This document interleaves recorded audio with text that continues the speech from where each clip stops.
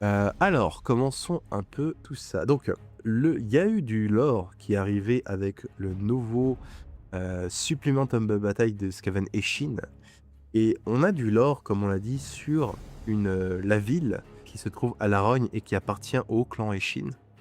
On va avoir du lore sur le maître mort Crixit. On a tenu un peu des infos, apparemment il aurait fait exploser une tour d'argent de Tsinch, et ce serait la même tour d'argent de Tsinch qui a explosé pendant les événements des Broken Realms, et il aurait fait du coup justement sur ordre de... les clans Eshin auraient été engagés par Be'lakor, et c'est Crixit qui aurait explosé du coup la tour d'argent. On a du lore sur les coureurs d'égout, les coureurs nocturnes, et ensuite un peu les nouveaux profils, les nouvelles unités du clan Eshin. Alors, commençons par le début déjà. Les meutes meurtrières Eshin. Alors, membres des grands clans Skaven, les Eshin proposent aux seigneurs de guerre vermineux qu'ils osent les services d'espions et d'assassins experts. Ils vénèrent le rat cornu sous sa forme d'ombre du meurtre, une entité mystérieuse qui renverse les puissants et sème l'anarchie de façon compulsive. Ils sont généralement déployés sur ordre du maître clan, ce qui conduit certains à penser que ce sont des serviteurs directs des chefs de la Scavenie. En tout cas, c'est ce que les prophètes gris aiment sous-entendre. Mais les Eshin ne sont les vassaux de personne. Et les seigneurs nocturnes, les maîtres des clans de l'ombre, n'hésitent jamais à rappeler aux apôtres du rat cornu. En général, les Eshin ne se mêlent pas aux guerres civiles qui déchirent l'empire souterrain, mais ont pu mettre fin à certaines en une nuit assassine. Si aucun des grands clans n'est vraiment uni, les Eshin semblent avoir une cohésion unique chez les hommes rats, hormis peut-être chez les Pestilence, lors de leur grande croisade de la crasse.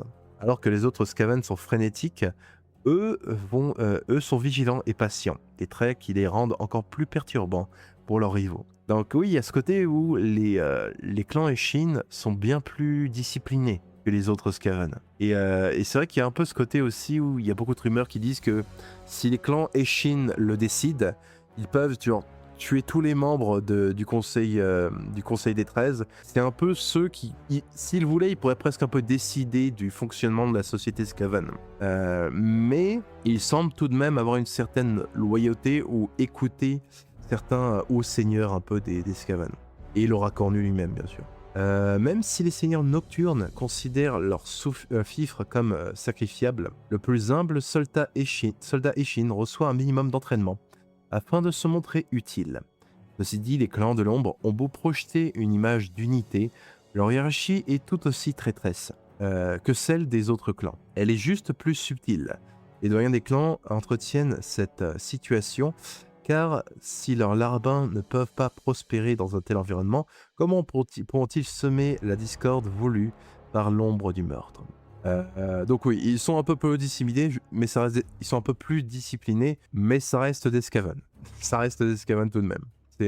C'est backstab jusqu'à l'infini. À mesure qu'un agent Eshin gravit les rangs, on lui enseigne des arts de plus en plus secrets. La voix de la griffe perfide, la posture de la queue étrangleuse, et les redoutables 13 griffes. Ah, ça j'aime bien le côté où ils ont vraiment des techniques secrètes d'assassin ninja, j'adore. Par exemple, elles sont souvent mêlées à la magie de l'ombre, conférant toutes sortes d'aptitudes surnaturelles aux assassins Eshin, comme tuer d'un simple contact ou une quasi-invisibilité. Les clans Eshin ne se déploient guère en masse. Le plus souvent, leurs agents se joignent aux nuées de guerre pour remplir un pacte griffe. Toutefois, il arrive qu'on envoie des meutes meurtrières entières, frappant sous couvert depuis les ténèbres dans un ouragan de lames, frondes et étoiles de jet. Leurs adversaires identifient rarement leur commandant, car les assassins ne donnent pas d'ordre. Ils profitent du tumulte pour approcher de leur cible. Ah oui, donc les autres, dans les coureurs d'égout, etc., ça leur sert de diversion, quoi. Mais eux, de leur côté, ils font leur truc. Les meutes meurtrières ne sont pas des armées de conquête. Elles servent les intérêts obscurs des seigneurs nocturnes. L'échec n'est pas toléré. Ça, pour le coup, c'est à peu près tous les grands clans. Ensuite, on a du lore sur Velt. Alors, Velt, on l'a dit un peu tout à l'heure, mais on redit au cas où. Velt, c'est une des grandes cités Skaven qui se trouve à la Rogne. On a, il me semble, le port Mulder qui appartient justement au clan Mulder. Il y a Peste-Tertre qui appartient au clan Pestilence. La Verminerie et la Grouille Puce appartiennent, il me semble, au clan Skryr et Verminus. Et Velt, du coup, qui se trouve ici au sud-ouest, pardon, appartient au clan Eshin. La Verminerie, autant pour moi, la Verminerie, ça appartient à Vizixcourt, qui crée un peu une autre sous-faction qui unit les différents grands clans. Donc la Verminerie, c'est peut-être un peu particulier, il me semble. Mais du coup, Velt appartient au clan Eshin. Donc c'est ce qu'on voit ici. Et qui se tient non loin de Garde-Braise. Où va se passer d'ailleurs du coup la nouvelle saison de Spearhead avec les Stegmar contre les Skaven du clan Eshin. Donc quelque part, c'est pas loin quoi. C'est pas loin. Hop. Alors qu'est-ce qu'il nous dit sur Velt? Comme les autres clans majeurs, les Eshin ont leur forteresse dans l'étendue de la Rogne. Velt ne figure sur aucune carte. C'est un bastion d'ombre dont l'emplacement est un secret bien gardé. Velt ne se situe sur aucune carte.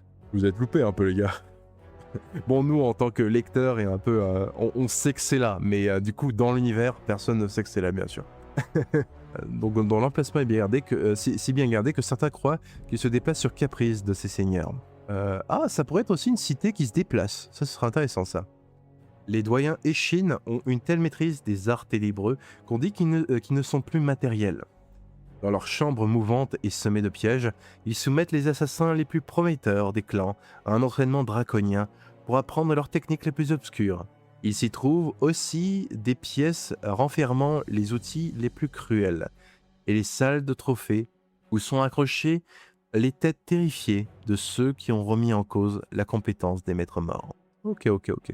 Ensuite, il y a un petit passage un peu d'histoire. Alors, la puanteur de la mort planait près de l'entrée de la grotte sanctuaire.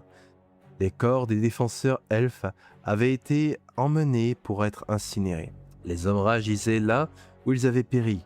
Dans la grotte, Tatelia était agenouillée devant une idole de Cain, présentant ses respects funèbres. Une ombre se détacha du plafond.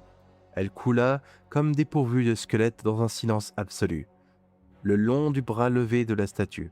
Elle s'arrêta puis bondit, cap gonflé, deux lames dégoulinant de poison. Les yeux de Talitha s'ouvrirent au dernier moment. La prêtresse elfe du meurtre se leva, dégaina son épée, déviant le coup de justesse. Après une passe tempétueuse, leurs lames se verrouillèrent.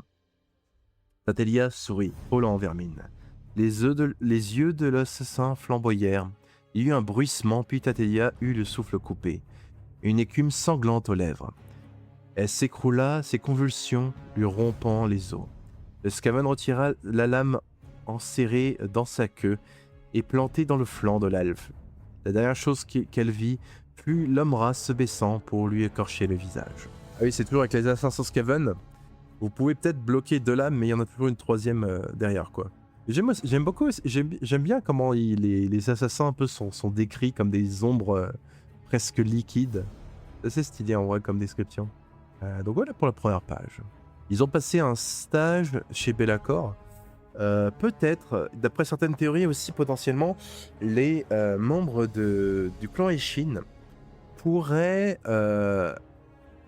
potentiellement avoir réussi à, vu leur lien un peu avec la magie des ombres, peut-être qu'ils ont réussi à atteindre la toile umbrale. Du coup, cette espèce d'entre-dimension de magie des ombres. Et peut-être qu'ils auraient établi des contrats avec les fameux démons des ombres dont on a parlé sur une vidéo récemment sur la chaîne. Et ça expliquerait aussi un peu leur côté un peu liquide, etc. Peut-être qu'ils ont fait des pactes avec ces entités de la toile umbrale. Ce qui serait intéressant, ouais. Ce qui serait très intéressant. Ce qui les rendrait un peu similaires aux rôdeurs des ombres Khainit aussi. Mais du coup, voilà pour la page 1. Passons à la page Le Maître Mort, Crixit. Même selon les standards des tueurs froids des clans Eshin, le Maître Mort Crixit a un tableau de chasse très conséquent. C'est un assassin effroyable au talent légendaire. Un spectre qui rôde jusqu'au moment où il plante une dague enduite de malpoison dans sa proie qui n'a rien vu venir. Crixit a tué toutes les sortes de cibles imaginables. Démons, tyrans morts-vivants et seigneurs azérites ont péri sous sa lame. Et le maître mort est toujours désireux de mettre ses aptitudes à épreuve. Peu d'assassins Eshin relèvent leur véritable identité. Merci Monsieur Zangetsu pour le follow. Crixit, lui, veut que sa proie connaisse son nom et les méfaits qui lui sont attribués. Il affirme qu'il s'agit d'un instrument de guerre psychologique qui pousse sa cible à paniquer et à faire des erreurs. Le fait que cela flatte son ego est juste un bonus, bien sûr. Si techniquement Crixit est un agent du clan Nictus, sa renommée individuelle dépasse de loin celle du groupe, et ses lames sont allouées par quiconque peut payer ses honoraires exorbitants. Chose inhabituelle pour un Scavel, il semble dépourvu de toute envie de régner, et les maîtres du clan Nictus tolèrent ce pantouflage, à condition qu'il élimine leurs rivaux potentiels à l'extérieur et à l'intérieur du clan. Alors ça c'est intéressant, ouais. Ça c'est très intéressant. Déjà, un tout petit détail qui le démarque des autres Skaven, quoi. Il est tellement mégalomane, il court tellement après la renommée, etc., que ça efface son désir un peu de dominer, entre guillemets. Intéressant, ouais. J'aime beaucoup ce côté, c'est presque l'assassin parfait, en fait. Et aussi ce côté où justement la plupart des autres maîtres morts, les autres assassins Skaven, évitent de devenir célèbres, à part peut-être pour Snitch. À part peut-être Snitch à Battle. Mais ouais, j'aime bien. Ouais, ça lui donne de la personnalité, je trouve. J'aime bien. L'arme principale de Crixit est son agilité surnaturelle. Grâce à des décennies d'entraînement et sa capacité à modeler les ombres, il se voile entièrement d'obscurité. Et même les éclaireurs au regard aiguisé ont du mal à apercevoir sa silhouette furtive. Sa cape est un artefact conscient, tissé à partir de l'essence volée d'un démon d'ombre. Et c'était un cadeau de Be'lakor. Ah, on y est. On parlait un peu tout à l'heure des démons des ombres. Potentiellement que les Skaven des clans Eshin utilisaient potentiellement des choses liées aux démons des ombres de la toile ombrale. Et effectivement, donc Be'lakor lui a offert une cape fait avec l'essence d'un démon des ombres. Intéressant, très intéressant. Ce qui fait que potentiellement il a des aptitudes similaires peut-être au rôdeur des ombres Kenneth. Ça se trouve il peut se téléporter un peu à travers les ombres. Très stylé en tout cas. Donc en paiement de ses services qui provoquèrent la quasi-destruction d'une des tours d'argent de Tzeentch. Les tours d'argent de Tzeentch qui sont assez importantes, qui sont littéralement des vaisseaux extradimensionnels quasiment, d'immenses citadelles, qui sont dirigées par des invocateurs catactiques, du coup des démons qui sont les élèves de... Il me semble qu'il y en a 9 démons qui sont les élèves de Tzeentch et qui sont parmi ses meilleurs sorciers. Donc très stylé en vrai, très stylé. Et la raison pour laquelle Be'lakor a voulu faire exploser une tour d'argent, je suppose que c'est parce que les invocateurs catactiques pour la plupart sont au service d'Archaon. Il a peut-être voulu le mettre des bâtons dans les roues. Crixit a reçu cette commission en tuant d'autres assassins qui voulaient plaire à Be'lakor, au moment même où il apportait leur tribu, ce qui a beaucoup amusé le Seigneur Démon. Ah oui, il y avait eu cette histoire où les maîtres assassins un peu se disputaient le contrat, lui avaient apporté des cadeaux à Be'lakor, et lui il les a juste tous zigouillés, et ça a été eux son cadeau à Be'lakor. Ce qui prouve un peu sa compétence quelque part. La cape de Crixit améliore grandement ses aptitudes déjà redoutables, lui permettant de sauter entre les zones d'ombre et d'émerger à portée d'une frappe de son adversaire. Ok, c'est exactement comme les rôdeurs de l'ombre Kenneth, qui rendrait un combat entre des rôdeurs de l'ombre et des maîtres assassins Skaven très stylé en vrai. Les armes du maître mort quant à elles sont enduites d'un mélange de poisons exotiques pour garantir que la moindre égratignure provoquera une infection, une nécrose, puis la mort. Pourtant Crixit s'enorgueillit de sa minutie et continuera d'attaquer jusqu'à ce que la cible saigne d'une vingtaine de blessures mortelles. Et il aime la double dose, quoi. Il laisse pas de place au hasard. il chive jusqu'à ce que tu bouges plus, quoi. Alors maintenant, passons au lore des coureurs d'égout. Les coureurs d'égout sont des hommes rats qui ont survécu à des missions d'assassinat pour progresser dans la hiérarchie des coupes-gorges des clans Eshin. Au cours de leur carrière, ils apprennent nombre de techniques pour donner la mort, comment paralyser un ennemi d'un seul coup de poignard, se fondre dans l'ombre et devenir presque invisible, et mélanger des préparations ésotériques capables de tuer n'importe quoi. Ils sont équipés d'outils de spécialistes, issus de l'arsenal de leur clan. Parmi eux, on compte des lames suintantes qui dégoulinent de toxines dérivées de la malpierre, et des lames injectrices, des armes développées grâce à des technologies volées aux Skrier, injectant un mélange de malpierre moulue et de toxines échines à la moindre égratignure. Donc c'est ces trucs-là. Donc, ils se battent littéralement avec des, euh, des seringues, quoi, dans l'idée. Ce qui est assez stylé, en vrai. Si les effets de ces concoctions sont variables, tous sont conçus pour causer des morts atroces et briser l'esprit des témoins. Ok. Si les coureurs d'égout excellent en mêlée, c'est leur capacité à se mouvoir sans être aperçus qui perturbe le plus de leurs ennemis. Formés aux étranges arts de l'ombre de leur clan, ils se faufilent dans les ouvertures les plus étroites et grimpent aisément les remparts. D'innombrables adversaires qui se pensaient à l'abri comprennent par erreur quand une dague en ouvre la gorge. Comprennent leur erreur, pardon. Certains pactes griffes peuvent demander aux coureurs d'égout d'espionner ou de saboter. Ces services sont très demandés lors des luttes de pouvoir de Viville et sèment tout autant de confusion dans les domaines des habitants de la surface. Ouais, ils sont là pour provoquer un peu le chaos, quoi. Bien stylé. Coureur nocturne. Brute, cruel, qui adore s'acharner à plusieurs sur l'une de leurs victimes. Les coureurs nocturnes occupent le rang le plus bas de la hiérarchie des fantassins Eshin.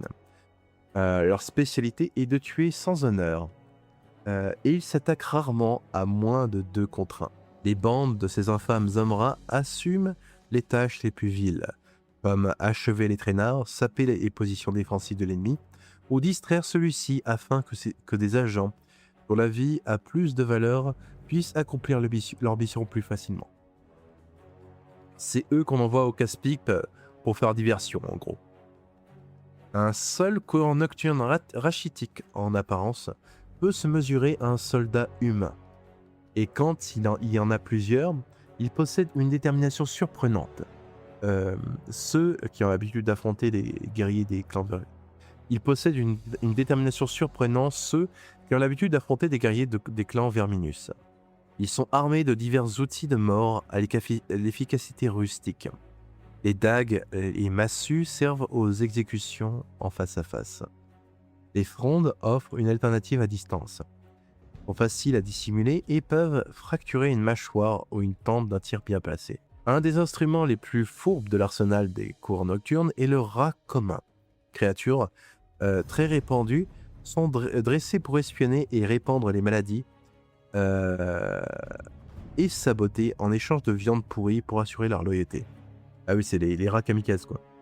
Quand des méthodes sont moins subtiles ou plus créatives sont requises, les saboteurs Eshin lâchent des rats-bombes, des rongeurs qui portent divers explosifs à leur insu. Ils sont entraînés à foncer sur l'ennemi avant de détonner dans une gerbe de shrapnel ou un gaz toxique qui fait rapidement fondre les organes internes. Ah, c'est sympathique ça par contre les gaz. Bien stylé. Donc voilà donc pour le lore. On peut un peu lire les profils si ça vous dit. Tiens, je suis curieux un peu de la description de sa cape justement. La cape de Krixit lui confère la faculté de se fondre dans les ténèbres et de frapper instantanément à tout endroit où une meute de ses nombreux agents projette son ombre furtive. Attendez, c'est les coureurs d'égout qui ont les rats-bombes et c'est les coureurs nocturnes qui ont les... Ah, ils sont peut-être trompés là. Ils sont peut-être trompés parce qu'ils ont mis le lore des rats-bombes dans la partie des coureurs nocturnes alors que c'est les coureurs d'égout qui les ont. À mon avis, ils sont peut-être un peu trompés dans la... Effectivement. Mais ça reste le même lore. Voilà pour le lore du supplément Skaven.